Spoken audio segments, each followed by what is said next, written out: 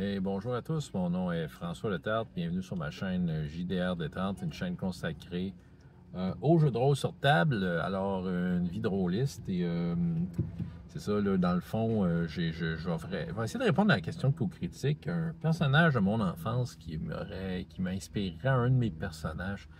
Je pense que j'ai cherché parce que je suis pas capable de m'arrêter sur un personnage que je sais qui a été inspiré d'un héros d'enfance, OK? Puis là, je me suis mis à penser dans ma tête, mais qu'est-ce que j'aimais quand j'étais petit? J'aimais des affaires un petit peu en dehors de la boîte, tu sais. Oui, j'avais des bonhommes de Star Wars, j'avais des bonhommes de G.I. Joe, j'avais des bonhommes de Tonka.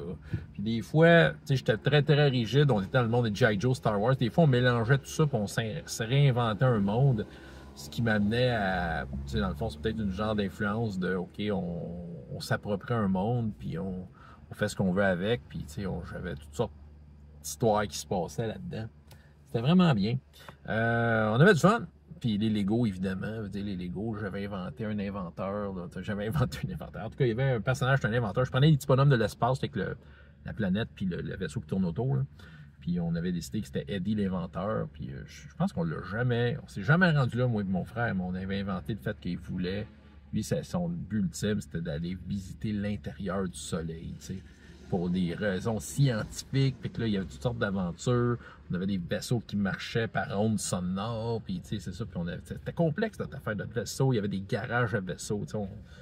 Vraiment. Fait que, tu sais, on s'appropriait des mondes, puis c'est ça. C'est sûr que ça a une influence sur le jeu de rôle en général. Maintenant, pour un personnage,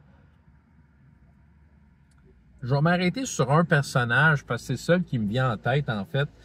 Le premier bonhomme G.I. Joe que j'ai eu, c'était probablement celui qui était plus out of the box de la série. Tu sais, les premiers G.I. Joe des années 80, il y a peut-être quoi, une douzaine de personnages qui étaient sortis en figurine. Puis après ça, ils ont sorti d'autres choses, là, puis ça s'est développé. Mais au début, il y avait comme, tu sais, la batch qui avait Snake Eyes puis Scarlett, là, bon, pour ceux qui connaissent ça. Mais il y en avait un qui était en dehors de la boîte, puis s'appelait Breaker.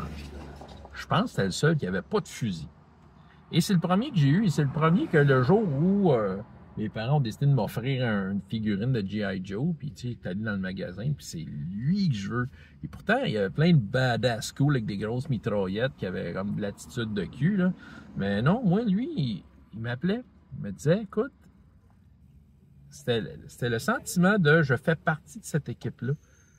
Je suis utile, puis je couvre, probablement que l'enfant dans de moi avait compris que je couvrais les champs que les autres n'arrivent pas à couvrir. Je suis comme le spécialiste de la communication. Écoute, ce bonhomme-là, je pense que c'est à part des figurines Soldat Cobra, c'est la seule figurine que j'ai eue en double.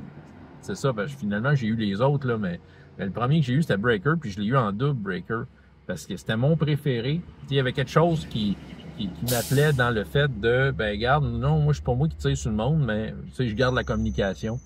Puis probablement que ça m'inspire, parce que j'essaie toujours d'avoir ces personnages-là qui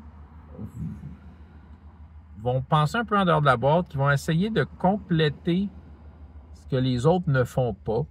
Tu sais, le but, c'est pas de devenir un flocon de neige ou de quoi de bizarre, mais surtout de faire de quoi d'utile que les autres n'ont pas pensé. Je pense que c'est à ce niveau-là que je considère que Breaker, je le trouvais cool, je le trouvais utile. C'est ça. C'est ça. Fait que Breaker dans G.I. Joe. Fait que vous irez fouiller là-dedans, là, le Breaker.